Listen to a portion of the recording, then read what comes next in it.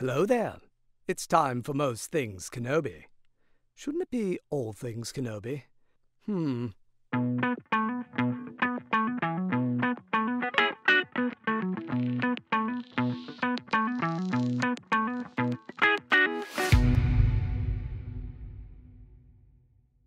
Hi everyone, welcome to another episode of Most Things Kenobi, a podcast about Obi-Wan Kenobi and all things Star Wars. I'm your host, Leanne. And I'm your host, Lauren. And this week is the beginning of us going through the entire Zygeria, Kadavo, mess, greatness. Yes. Probably my second favorite arc in all of Clone Wars. It's definitely a go-to. I know every time you and I watch it together, we're always like, Kadavo? Yes. I think only the Point Rain arc tops it for me. But we're starting with the episode Kidnapped, in which Obi-Wan has a delightful part in. One of our favorites. And Anakin as well, which we'll talk about. Yes, yeah. It's a really good episode for all the characters. It's very satisfying. Yep. Poor Ahsoka's just left confused for most of the episode because there's so much going on that she was never privy to. Poor Ahsoka throughout this entire arc, honestly. And like I told you, I have the comic book that this arc is based on. Yes. And they even made things better for her in the TV show compared to the comic. The comic The comic takes things into a weird area, so I guess they pulled it back a little bit for the show, which is kind of crazy. The comic is called, what, Slaves of the Republic? It's called Slaves of the Republic. It's like a miniature comic book. Look at the art on the back. Oh! It's just like Obi-Wan in chains, like tattered. Like there's even like holes in his Under Armour leggings and stuff. It's crazy. Wow, I actually need to read this. And Anakin has an eye patch. Anakin has an eye patch? Yeah. It's why? Great. I don't know. I love that. It's fantastic. Like the art's kind of goofy, but I love it. And there's like a left out chapter that makes part of the show make a little bit more sense, where they get the Zygerian ship. Oh, okay. And it's like, oh, that's how they got it. Yes. We never really are privy to that, but we'll get to all that. Yeah. This is a fun arc. I kind of love deep diving into each episode of the arc. Yeah, I do too. And it starts off with a bang with this one. I'm just going to say too, I can hear my heater kicking on. I usually turn my heat and my air conditioning off for recording. Oh, no, keep it on. But I'm not for today because it's like negative 20 outside. So it's entirely too cold to turn the heat off. It's snowing like a here, so. Yeah, it snowed all night, and now it's sub-zero temperatures and freezing wind. So I am not, for the sake of my house, I am not turning the heat off. That's fine. Well, Obi-Wan getting the kicked out of him will keep things warm for us. Because I love that part of this episode. I do. I mean, it's like the whole episode, basically. The overview is the Togrutan colonists on Kyros, right? Yes. They contacted Yoda saying that the Separatists have arrived and Count Dooku is offering them some sort of sanctuary, quote unquote, during their occupation. And Yoda says, don't trust him, don't do that. And he's like, it's too late, he's here. And of course, he arrives with a Zygerian, which we have never seen before in Clone Wars. No, and we love the look of the Zygerians. Oh my God, they are so cool. In fact, you know how we've always asked, like, what are they exactly? Mm-hmm. Do you know what they're actually described as? No. A humanoid feline species that evolved from a horned, sentient canine species. So figure that out. Whoa. That makes sense, though, because they're kind of like a cat, but then they also have like a wolfishness to them. Yeah. Yeah. They got they're horns. cool looking. Like, I was noticing they have horns along their jawline, and I was like, if I had that, I would cut myself all the time. Forget giving yourself a nice moisturizing self-care moment in the evening, you cut your hands. But no, they're cool looking as their outfits are cool. And I love their, like, Spanish accents, too, are great. Yeah. Zygeria itself is really cool. I know we're in Kyros in this episode, but the bulk of these 2 episodes take place in Zygeria. And the whole look of the mesas and the temples and the everything, it's very, I love it. I love the look of everything. I love the costumes that Anakin and Ahsoka wear, and it's very, like, it's obvious it was all built on the back of slaves, which is why Anakin's so angry throughout this whole arc. And in fact, I think this is the first time that Ahsoka learns of his slave background is in this first episode in this arc. Yeah, I always thought that was kind of interesting. How long have they been together? And to be in intimate contact, you know, where you're, like, fighting together, probably sleeping on the ground outside together. Yeah. This never, even if it does come up, Anakin won't talk about it. Like, for years, she has no idea about his background. There has to be some rumor mills in the temple, right? You probably hear about Anakin at some point if you're coming up in the temple. Yeah. Like, oh, he's the slave that came in from when he was like 10 or something. It's like, wouldn't you hear about that? Especially if he was your master. Yeah, you would hear some grumblings. But Obi-Wan just casually like, oh yeah, he came from a bad background. Just never mind him. Like, you know, it's just very casual. Well, that was kind of an interesting moment, too, to hear Obi-Wan talk about it. Because right. No one ever talks about it, really. And that's the problem. Yes, it's part of the whole problem with Star Wars is people don't just talk to each other. Yeah, and they don't, like, no one ever...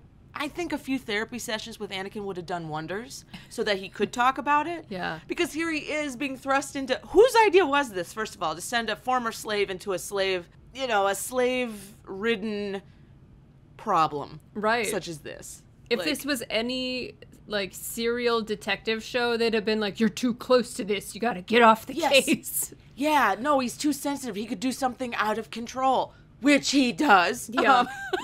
He handles himself surprisingly well once he's on Zygeria. Yeah, I mean, he has some moments, but for the most part, yeah, he keeps it mostly under control. It pretty much just surfaces in this episode. It's one of my favorite moments. Oh, yeah. In all of Clone Wars is the end of this episode when he's in the ship. Yes, I love that, too. I rewind that moment just as much as I rewind several others that are, you know, Obi-Wan igniting his lightsaber at Point Rain, and Obi-Wan leading those giant ticks away from the innocence of Ryloth. You know, all the key moments that we rewatch. I rewatch the Anakin getting, like, in the face of the Zygerian dude on the ship just as much. Yeah, because I f***ing love it. It's awesome. It's one of those moments where he slips so much that even Ahsoka is like, ooh, are you... Her eyes are like... Mm-hmm. Like, what the f***? And not only that, but he's holding a lightsaber to his neck. Like he's about to... He's gonna kill him, yeah. I love that. I love that so much. And here's why. It's boiling over at this point. And you could argue that he's justified because he has this bad background and they threw him into this and he's letting his emotions get to him. But you can start to see a little Vader slipping through the cracks. And I love it. Yeah.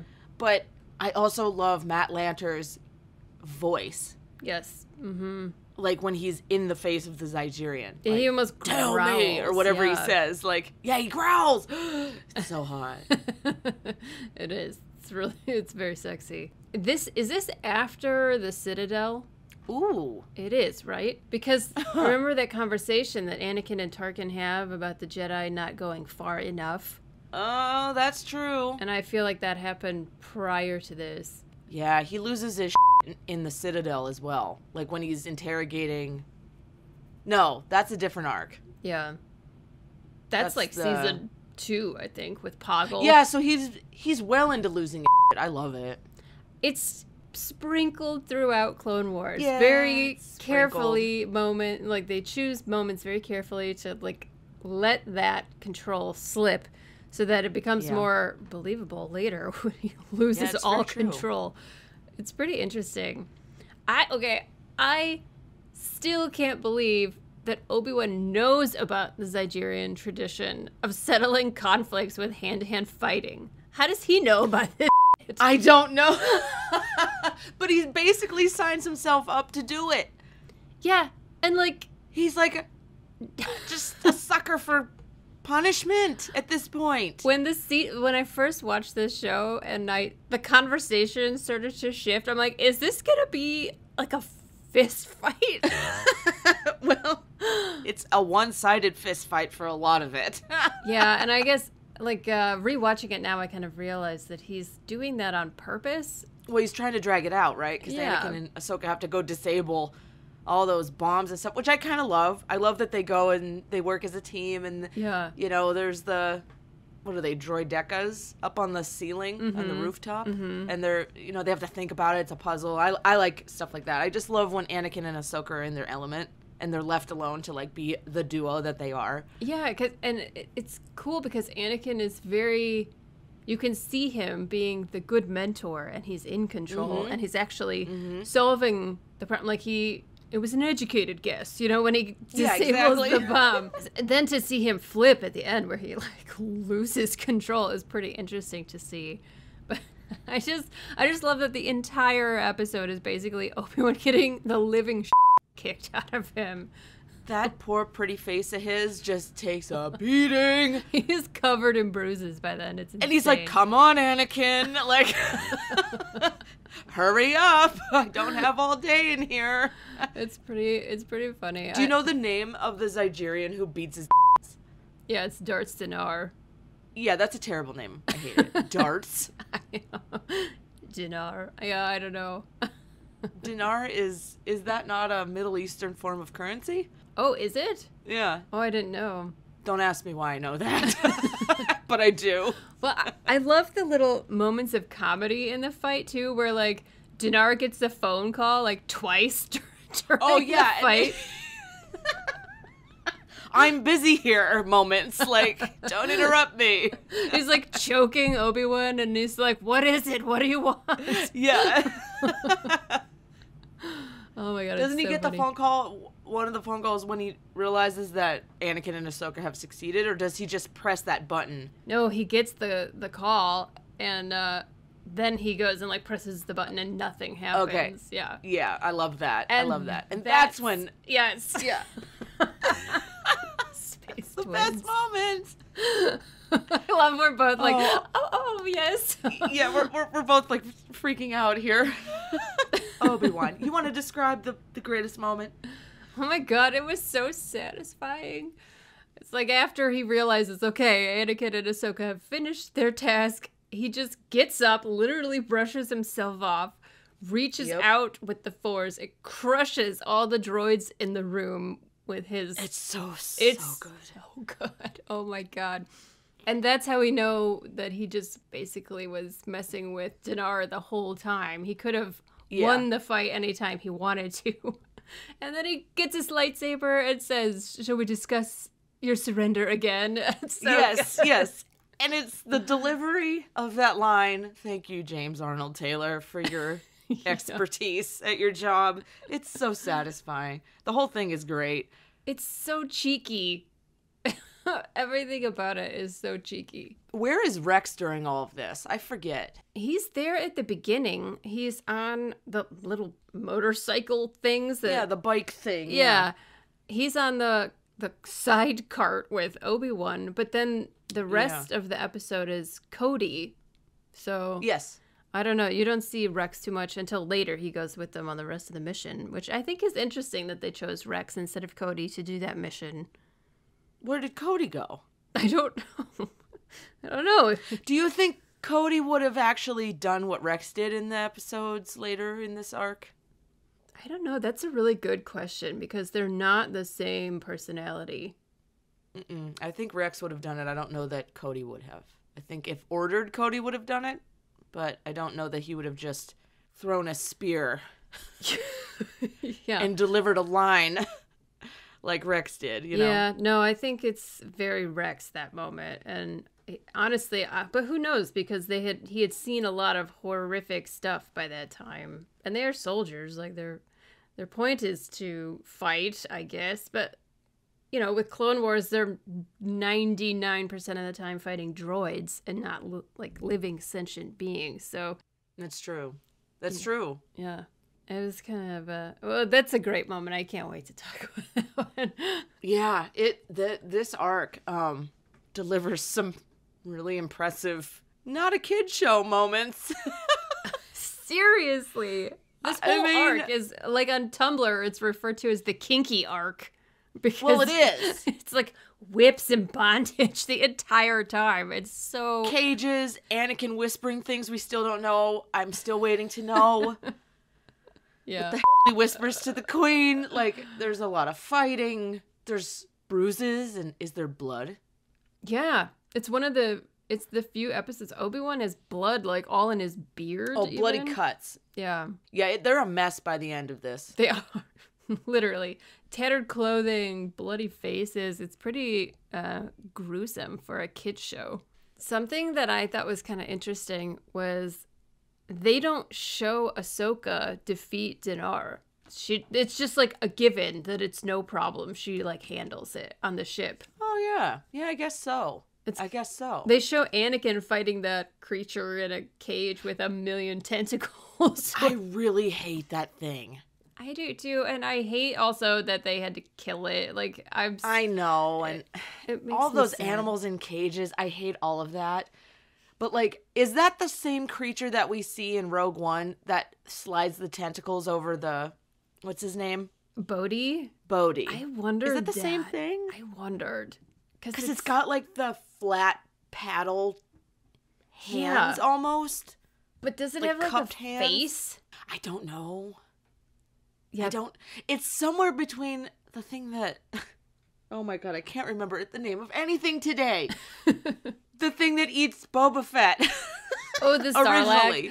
Yeah. Yeah, it's like somewhere between that because it has like a mouth with teeth and it's drooling. Yeah. And then it's also somewhere in the thing that that Bodhi suffers beneath, and and it's got like tentacles, but also like crab claws. Yeah, like the padded pinchers. Yeah, I don't know. It's weird. It's really weird, and it just completely took over Anakin. Like he was struggling at that point. Yeah, he stabs it like right through its mouth or whatever. Yeah, I actually can't watch that I don't part. like I feel it. really I bad. really try to look away. It's gross. Yeah, I mean, do what you gotta do to save yourself, Anakin, but like, ow. Gross. I do love the birds, Ew. though. The birds are the best. I love those birds. The birds are the best. I don't even know what they are. Do you know what they're called? Let's look it up. Convors. Trandoshan birds. Really? That's what they're called. A beautiful, regal, and elegant owl. I agree. I always think they look like they have 1960s glasses on. They do. They do. They're Elton John glasses. Oh my god, yes they are. Literally. They're Elton John birds. They're tiny little Elton John birds. But they come in various colors.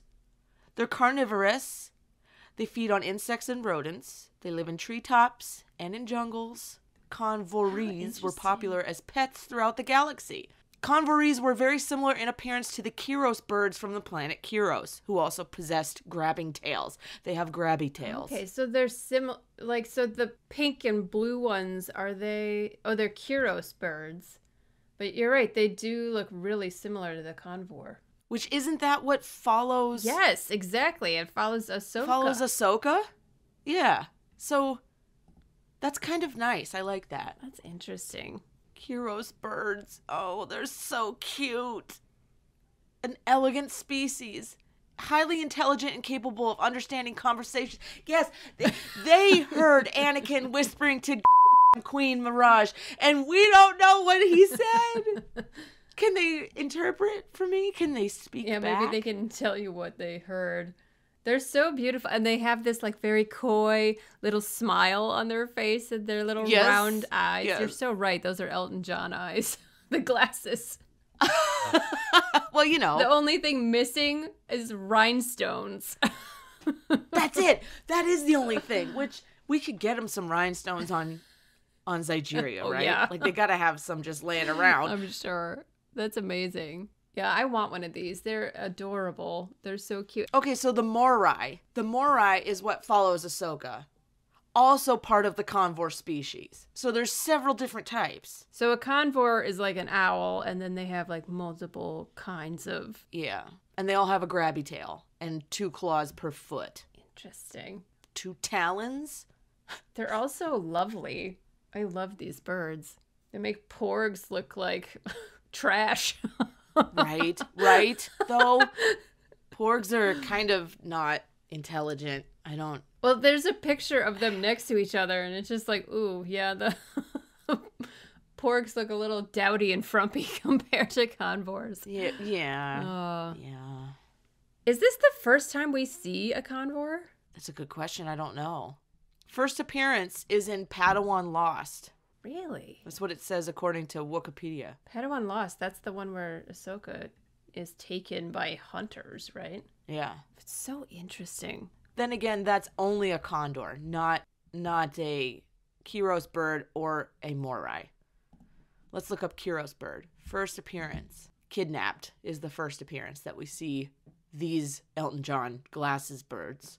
The purple and blue ones. And then Slaves of the Republic.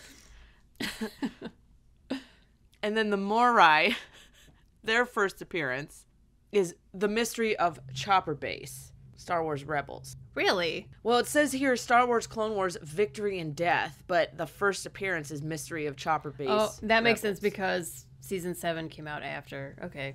Well, the sister in the Mortis arc is kind of like a morai on steroids. She's terrifying when she turns into her bird. Yes. I just want to know, has Filoni ever talked about why the morai becomes part of Ahsoka? Like why there's a convor or a morai or whatever always circling around her? Well, back to Zygerians. There were actually 2 Zygerian Jedi.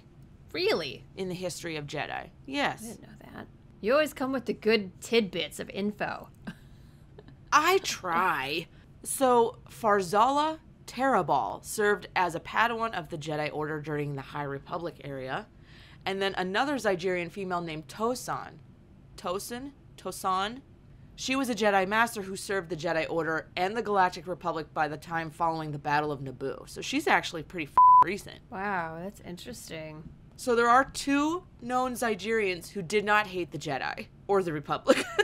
And those are the only 2. I was going to say, because that's like a big part of, especially what Dinar keeps talking about while he and Obi-Wan are fighting, that he wants to take revenge for his people and how the Jedi basically, because they stopped the slave trading of the Zygerians, but not the Hutts, that it ruined their culture and took all their power, and he wants revenge for that. It's so interesting that they're allies with the Hutts, so they don't do anything, to fight their slavery, but they had no problem taking on the Zygerians. Well, you bring up an interesting point about the Hutts. That just goes to show you if you have enough money and power and influence, you can get away with stuff pretty much, Yeah. Like, why were the Hutts allowed to just exist? I don't know. It's kind of like how the mafia exists. Yeah, it's like you just don't talk about them. You know they're out there. You can't stop them. But just turn your head a little to the right and ignore them. Yeah. It's fine. Money and power and influence. They're even kind of portrayed like mafioso, like in the Clone Wars, the episode with Quinlan Voss when they go, and there's like that stereotype of like the cigar and the mustache and the like the Godfather. Yeah. Yeah, so someone is even doing a Marlon Brando impersonation with one of the Hutts. So it's pretty like overt what they're doing there and implying that it's like mafia. Sure. I mean, it makes sense. Yeah, but still, it's interesting because they gave Qui-Gon so much about Anakin. Right. There's even more like talk about that in Master Apprentice. How like after, well, actually, I guess that's prior to Phantom Menace and. There's an experience that he has in that book that makes him feel like more strongly about why doesn't the Republic do anything about slavery. Yeah. It's interesting that at some point they did, I guess. I wonder how long ago that happened with Zygeria. Like if it was like back during the High Republic or if it was like a more recent thing. Well, it says the Zygerians maintained slave labor industry for thousands of years. Basically prior to, they existed at their height in the Old Republic. And then The Old Republic judicial forces helped the Jedi police Nigeria until its slave trade was destroyed. So they went way back. Interesting. The Nigerian slave trade, and then they got cracked down enough. And I mean, they kind of brought it on themselves for making an alliance with Dooku. No good can come from that, even though it's all false promises and, you know, a big facade. Man, it's just one more thing for Palpatine to be getting his paws into. You know, like, how does he keep track of all this? He has this. I don't know. He has the foresight. I don't know. Maybe it's his use of the Force that he can see. Maybe he has more plates spinning. I don't know. He just saw all of this and used it. Yeah. Like, it's so crazy. It really is. It's on another level. So to wrap this up, Kidnapped is basically about Obi-Wan Kenobi getting his handed to him willingly, and then delivering their asses back at them with a one-liner. Anakin loses his and it's hot, and Ahsoka is confused and trying to piece it all together and keep her life in one piece, trying to keep up with those two, Obi-Wan and Anakin. So I love this episode. It has it all. This episode has everything. Fist fights, bombs, hot Jedi getting all kinds of emotional torment out. Elton John glasses. It has everything. Elton John glasses. Stefan. Felines with canine. Yes, Stefan. If anyone didn't get the reference, that's Stefan from Saturday Night Live. And we love him. Can't get better than that. Yeah. Nope.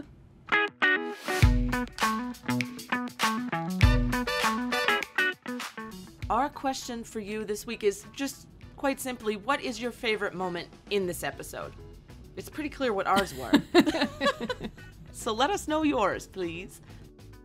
And join us back here next week. We are going to dive into the second episode of this 3-part arc, and we're going to talk about Slaves of the Republic, which takes place on Zygeria with the Zygerian queen, and things get even more insane, if you can believe it. Even more. So yes. Join us back next week for that.